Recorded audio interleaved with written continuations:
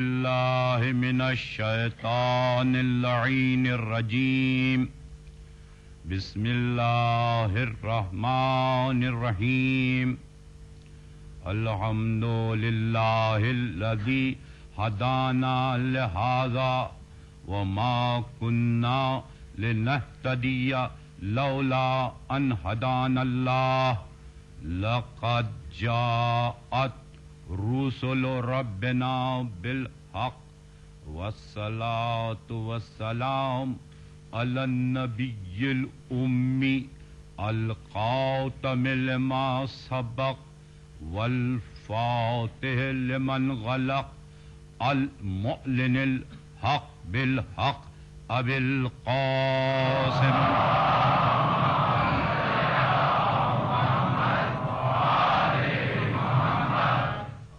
وأهل بيت الطيبين الطاهرين المعصومين المظلومين الذين أذهب الله عنهم الرجس وطهرهم تطهيرا.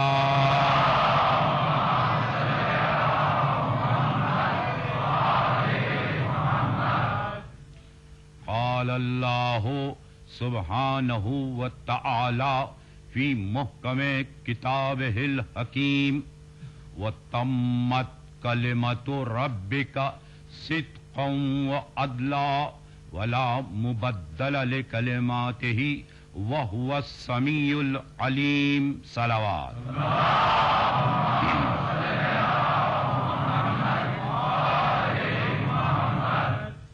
سورہ مبارک انعام کی آیہ کریمہ کی تلاوت کا شرف حاصل کیا گیا. ارشاد رب العزت ہوتا ہے کہ ہم نے اپنے کلمے کو صداقت و عدالت پر تمام کیا. اللہ کا کلمہ صداقت و عدالت پر تمام ہے.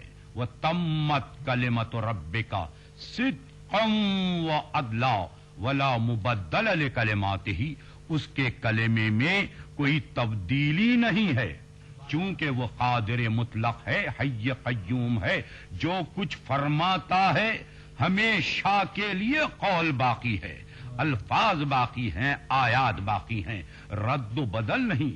دنیا کے ہر بولنے والے متکلم کے قول میں تبدیلی ہوتی ہے لیکن رب العزت کے قول میں کبھی تبدیلی نہیں ہوتی. وجہ یہ ہے کہ یہاں صداقت بھی ہے، عدالت بھی ہے. چونکہ رب العزت صادق القول یعنی خطا کا امکان ہی نہیں ہے اور عادل مطلق ہے، اس کا عدل مسلم ہے، وہ عادل حقیقی ہے. جب صداقت بھی ہے اور عدالت بھی ہے تو تبدیلی کی ضرورت نہیں ہوتی. قول وہاں تبدیل ہو جاتا ہے کہ شاید پہلے غلط کہا بعد میں صحیح کہا، پہلے عدل نہیں تھا بعد میں عدل اور حقیقت کا علم ہوا تو کلمہ بدل گیا. لیکن اللہ کا قول قیامت تک کے لیے رہنے کے لیے آیا ہے. اس آئے وافی ہدایہ کا نشان 117 سورہ مبارک انعام، چھٹا سورہ قرآن مجید کا.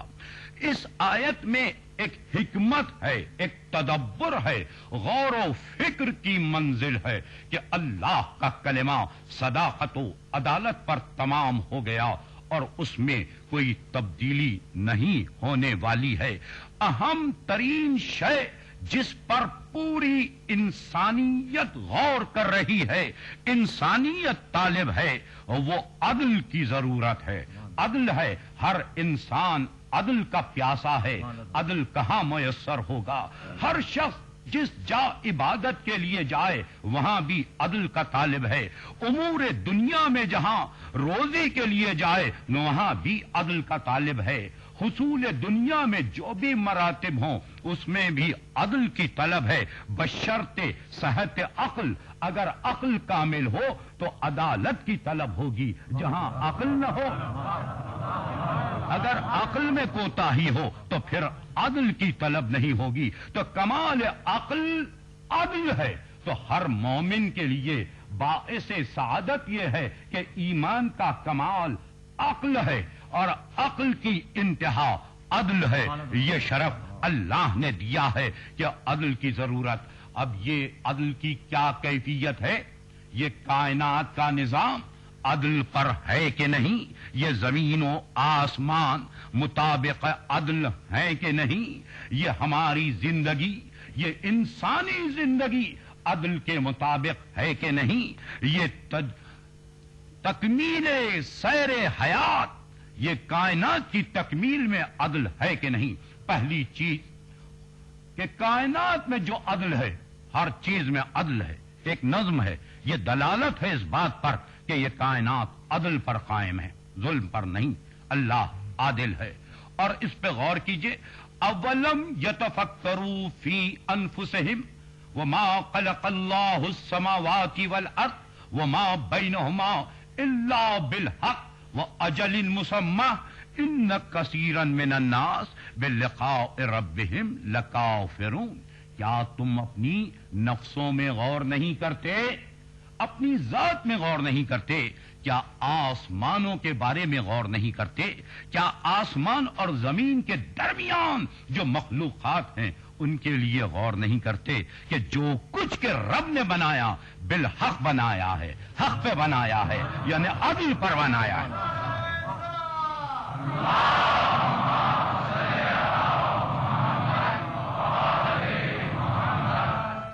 عدل پر بنایا ہے اور بنانے کے بعد پورا اختیار نہیں، وہ اجل مسمى، ایک موت کا بھی دن ہے، ایک دن مرنا بھی ہے. تو کتنا ہی کمال عدل ہو تو چونکہ اللہ کے مقابل میں انسان ناقص ہے تو یقین رکھے کہ مرنا بھی ہے. مرنا ہے تو اب اپنے اعمال میں اعتدال ہو. عدل اس لیے ہوگا کہ اب مرنا ہے، اللہ کے پاس جانا ہے، جواب دینا ہے، تو اپنے اعمال میں احتساب اور قیام عدل، بقاء عدل. الذی خلق فسوى والذی قدر فہدی. اس نے جو کچھ بنایا صحیح بنایا، جس کو جو رتبہ دیا صحیح دیا. یہ چاند، یہ سورج، یہ ستارے اپنے اپنے افق پر صحیح ہیں، اپنی اپنی جگہ صحیح ہیں. اگر کوئی شوق و محبت میں اپنے حد سے تجاوز کر جائے تو خلاف عدل ہے، اور خلاف عدل جہاں ہوگا وہاں انحطاط ہو جائے گا. کیا خیال ہے یہ چاند جو آپ کی زمین سے قریب ہے، یہ چاند کی تابانی کتنی اچھی ہوتی ہے. کہیں ایسا ہو کہ 1-2 درجے زمین کچھ چاند سے قریب ہو جائے تو کیا ہوگا؟ یہ سمندر امنڈ پڑیں گے، سیلاب آ جائے گا، یہ زمین باقی نہیں رہے گی. جس کو جو بنایا صحیح بنایا. یہ سورج کا فاصلہ ہم سے اتنا بڑا فاصلہ، اگر اس میں تھوڑی سی کمی بیشی ہو تو حیات ختم ہو جائے گی، نظام ختم ہو جائے گا. یہ سارا نظام عدل پر ہے. اب یہ قرآن کی آیت کی تشریح کی. اب سن لیجئے کچھ ادبی تشریح اس کی سادی. ابرو بادو مہو خورشید و فلک ہمیں درکارن. ابرو بادو مہو خورشید و فلک ہمیں درکارن تا تو نانی بے کفاری و غفلت نہ خوری. یہ ابر، یہ ہوائیں، یہ سورج سب اپنے اپنے کام میں مصروف ہیں تاکہ کچھ گندم پیدا ہو، اس سے کچھ روٹی کا ٹکڑا ملے اور تم غافل نہ رہو. ابرو بادو مہو خورشید و فلک ہمیں درکارن تا تو نانی بے کفاری و غفلت نہ خوری. اب سنیں.